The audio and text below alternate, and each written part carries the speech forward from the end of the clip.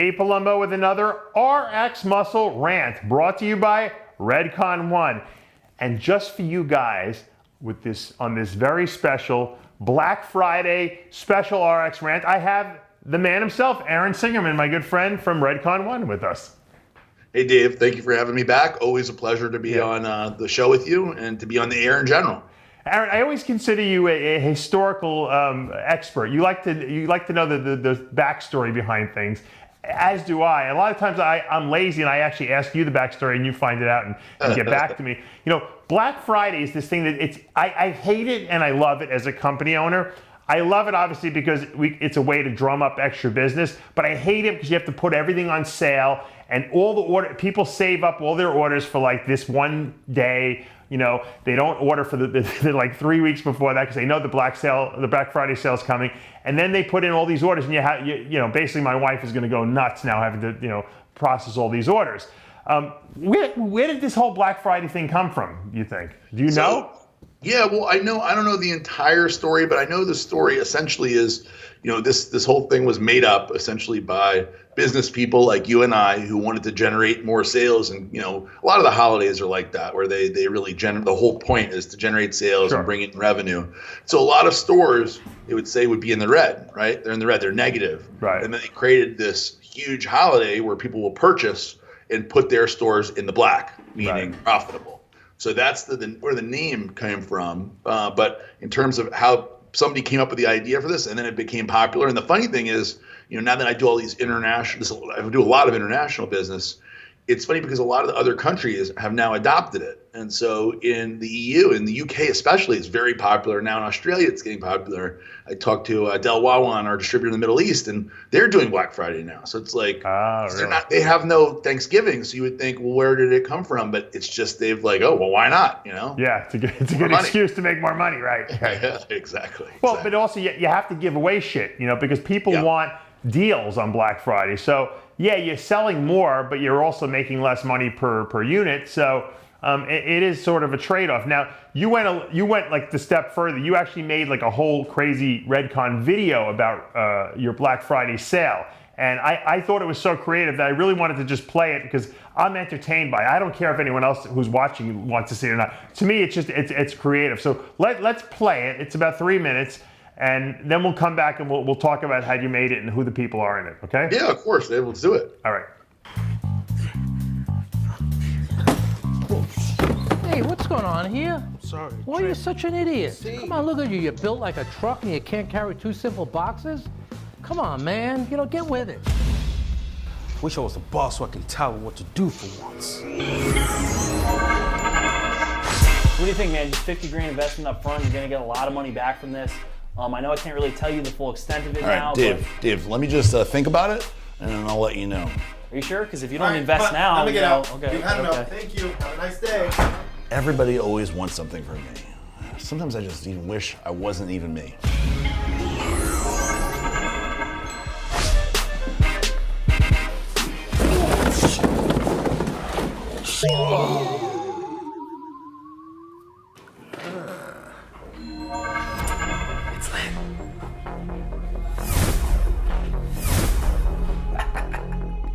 Oh my God, you've tripped again? How clumsy can you be? Sorry, man. Come on, get up, Aaron.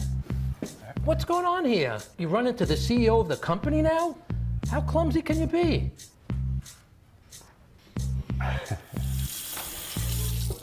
Why would Howard talk to me like that? Yo, that's weird. I thought he didn't like me. And why would he call him Aaron? And he called me It's almost like he thought I was Blessing. Aaron. And I'm white. Oh, that was weird. You're me. You got my body. You got my face. No, wait a second. What the? The Lambo's ready. The guy's done detailing. All right. Come Lambo. on. My Pick up Lambo? These boxes. Stephanie. Get back to work. My Lambo. No, his Lambo, your boxes. Clean up. Let's the go. boss Back to work. now. Let's go. I got a Lambo. Clean everything up. Get a broom. Go.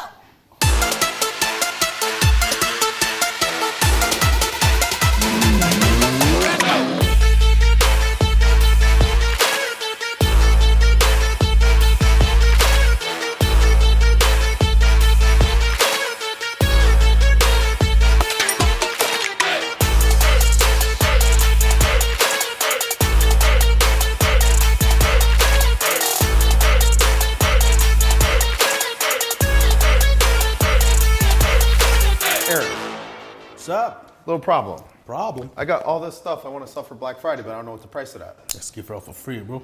For free? Black You see Friday. this stuff? It's $75 worth of stuff. Redcon 1 journal. Uh-huh. The new Redcon 1 grenade funnel. Uh-huh. Wristbands. Sticker pack. And this really, really nice hoodie. You can't give it all away for free. Okay, Are you listen. kidding? Look at that thing. If they spend $50 or more on the site, then we can give it all for free. Might as well give them 25% off while you're at it. You know what? Let's make it 33. 33. Yeah, what's wrong with that? As long as they have the code Friday33, we're good. What have I done?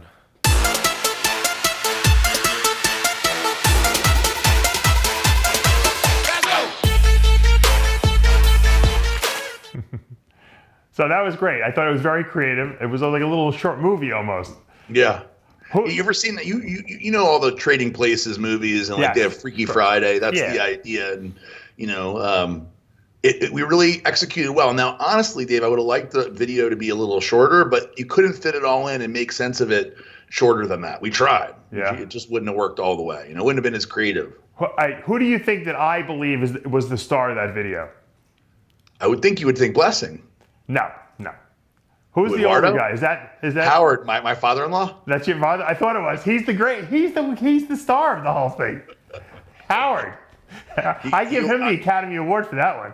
He was really good. He everybody said he was good, and he told me right after. He's like, I can't believe we've been doing this for years, and this is the first time you used me.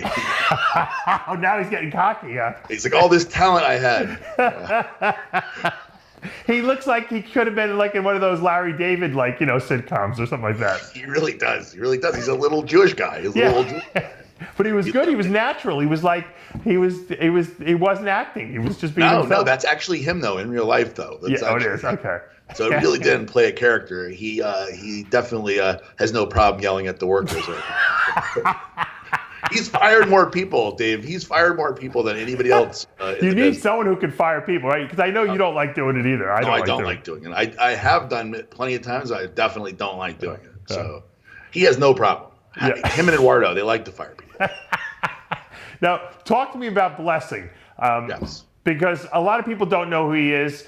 I just learned who he was recently. And how did he start working for the company? Well, so I had...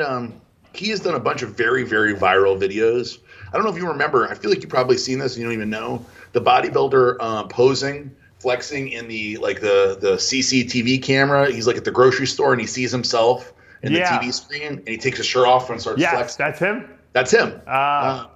So he has a bunch of them that he's done on his own that I was very impressed with. And so basically I had noticed him and seen, because, based on the videos that we do, I find that funny sells better than anything else for me. Sure. So like I can take money and I can take funny and make money off of funny. and also it appeals to me. Like obviously there's the whole sex sells thing, which is like my old company did a lot of that. Right. And I really I didn't have an affinity towards that kind of marketing. Whereas funny, like me and you, we don't take ourselves too seriously. No. I like to have fun. I like to laugh and be entertaining. So knowing that I could make money and be profitable doing that, it seemed like that's the way to go.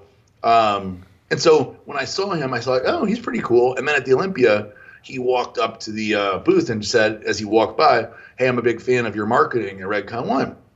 And I was like, oh, I'm a fan of your videos. And then he walked off, basically, right? And that was it. And then 2 weeks later, he announced that he was leaving his current supplement company. So I saw that and thought it was kind of like a sign. And I hit him up. We started talking. He said he wanted to move to America. He's going to move to Tampa to work with Ben Pakulski. And I said, what about moving to Boca? Right. And Neil Hill, who's right down the road, is a family friend. Sure. And he's like, okay. And like we kind of struck a deal in a week or two. A week later, he was here, and he's been here for 3 weeks now. And he goes back for Christmas, and then he'll be back here for good come January. That's crazy. Now, so he's a tremendous bodybuilder. That's the one thing I didn't say that I should say. That people have seen these videos don't realize that he won the Arnold Amateur overall twice, and that he's IFBB pro bodybuilder. He's damn near 300 pounds in pretty good shape, and will be doing his pro debut in next season. So he's like he looks like another Victor Richards like type of character. Yes, he's big and round. I mean, he has a video on his IG you can check out where he's dancing like Kai Greene, and I'm like, damn, he really looks a lot with because he's wearing a mask. Yeah. he has a tank top on and shorts. I'm like, he looks a lot like Kai Greene, wearing the Rider Wear shoes and everything. You know, he looks a lot like him. Yeah. So he's like a Victor Richards with Kai Greene like personality type of thing. 27 years old. I mean, he's a young guy, a lot of potential. I mean, like I said, I didn't hire him to be a bodybuilder. I didn't even think about that aspect of how good he was until I got to know him better. Because I hired him because he's funny and he has great engagement, and I felt like he'd fit in good. He's been here for a few weeks, and he's already a big asset to the team. And I'm very impressed at how humble he is, because you know sometimes people with this Instagram now, he's got a 1.2 million followers. They start feeling like they're a big deal. Yeah. He doesn't have any of that, and he's creative, so he comes up with his own concepts and ideas, which is unique, right? Cool. Now, you know, it's funny because I was doing this story on him for Muscle in the Morning for next week, because we pre-record a lot of those. And the guy who does my writing, Corey, you know, wrote this story about the Boogieman. And he didn't put the guy's name in the article. And I'm like, who the hell's the Boogieman? Because I didn't see the pictures, so I didn't even see his. All I'm talking about is I'm reading this thing and I'm like, wait, the Boogieman? He never mentioned his name, so I'm like, who's the Boogieman? So I had to email him, and he wrote me back his Blessing, you know, his name, and I went and looked him up, and then I realized who he was, and it was interesting. Then I watched the video you sent me, and I'm like, holy, that's the Boogieman. Where'd the Boogieman thing come from? You know what? I don't even know. I hate to say I don't know. We used the whole Boogieman thing in his introduction video, which I'll send you. I'll text you after the show. But we did a whole funny thing where Asher wakes up, my oldest son. We're actually looking at it now. Yeah, we got it up on the screen. And he says, Asher comes to me and wakes me up and says, the Boogieman's in my room. The Boogieman's in my room. And I go to the room, I look all around, and I don't see him. And I won't ruin it for anybody. But we definitely played off of that. I think he came up with it because he wanted to have like a cool, different name. I don't remember the whole story, but it was like something very like surprising that there was no meaning behind it other than he just liked it. He looks like the Boogieman. He could be the Boogieman, you know? Yeah, well, if he looked angry, you know, I always see him smiling. If he was angry, we probably wouldn't want to be around him. We're looking at the video right now. That's why I'm laughing. Oh, you're watching the Asher video with him? He looks like he's got a good sense of humor about himself, so that really always works, you know. He really does. He is hilarious. Do you think he could be a main player in the IFBB? I mean, that's what I've been told. I mean, Neil says, because Neil gives me his unfettered opinion of these guys. I mean, I've sent other athletes to him that I thought he was going to say were great, and he said, it needs work, or whatever. But he says that Blessing is going to be a major force and is going to win many pro shows and potentially has big shows that he could win in the future. Now, he's not coming out and saying Blessing's winning the Olympia next year, but he definitely does say that he was very, very pleasantly surprised. So we'll have to get Blessing on one of the Live with TV shows so we can get the full story from him. Because you can have him on anytime you want. Yeah. I can have him in the office anytime you want to come do it, and I think they'll be very entertained. Yeah, definitely. I like guys with a good personality. Like I could break his balls a little bit, you know. He's also from Nigeria, right? He was born in Nigeria, left there when he was 10 to move to Dublin. Has lived in Dublin his whole adult life. His parents had to move back to Africa, to Nigeria when he was a teenager, and he hasn't seen them since. And is going back to Nigeria next year for the first time to see his mom and dad again. I think it's been like 15 years since he's seen his parents. So it's pretty. He definitely has a good story in general, you know, that he basically raised himself in a foreign country. Pretty neat. But what made that happen? Why did he have to raise himself? His parents had to go back to Nigeria, and I don't know if it was an issue with their passport or visa, or if there's some other issue that they were dealing with. But they had to. It's not like they chose to leave him. They had to go, and for whatever reason, he was able to stay, and they thought that was the best thing for him. Nigeria is probably not, based on what he tells me, not a good place to grow up. And he says there's tremendous poverty, which you can imagine, and that his parents weren't wealthy, so they probably felt like he had better opportunity, right? Right. Well, I know we had another guy, Courage Opara, on the show. I think had a very similar story about Africa and having to get out of there. His parents were actually diplomats over there at the embassy, and they had to get out of there too because it was so bad, and they brought him over to America for a better life. So similar stories, both ironically IFBB pros. They probably get along. Yeah, maybe they may even know each other for all we know. Yeah, who knows? Well, good luck, Aaron, on Black Friday. I know you guys are going to be ramping up the warehouse over there for a lot of orders that'll be coming in over the next 24 hours. How long does your Black Friday sale last?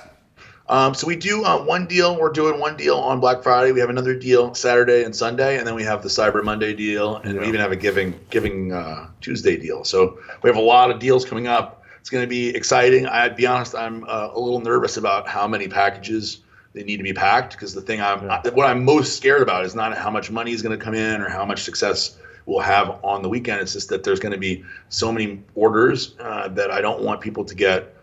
I want to pack them as fast as possible so the customers that are, especially new customers, get their order in quickly so they don't get like disenfranchised or think that, get pissed off. That's the scary thing. Like, as you know, if you guys take 2 weeks to pack the packages, people are going to not want to buy species. Right. Well, that, we use a fulfillment warehouse, in New York, and they actually called us already and said, hey, what do you guys got planned for Black Friday? We want to know what we think we're going to have to be packing, because the last one we did was like nuts, and they were like, they had to hire extra help to get everything out and shipped out fast. So no, that's a big concern. I mean, we have 50 people working around the clock 24 hours a day for the next until it's done. So it could potentially be all next week. I shut down the wholesale shipping, everything. How do you find the people to work for you? It's hard to find reliable people. It is hard. So I have a lot of employees now, so I'm forcing, it sounds terrible, but I'm forcing everybody to work. So everybody will be working, packing orders, not tomorrow, but Friday, everybody will be packing orders. All of the jobs that are non-essential, everybody will be packing orders. So it doesn't matter if you're a digital marketer or marketing director or the owner of the company, will all be packing Friday. You'll be packing? Oh, hell yeah. Every day. I'd like to get some personal iPhone video of that you can send me. You will get it. You'll get it. It'll be all over everything. Trust me, I'll document it.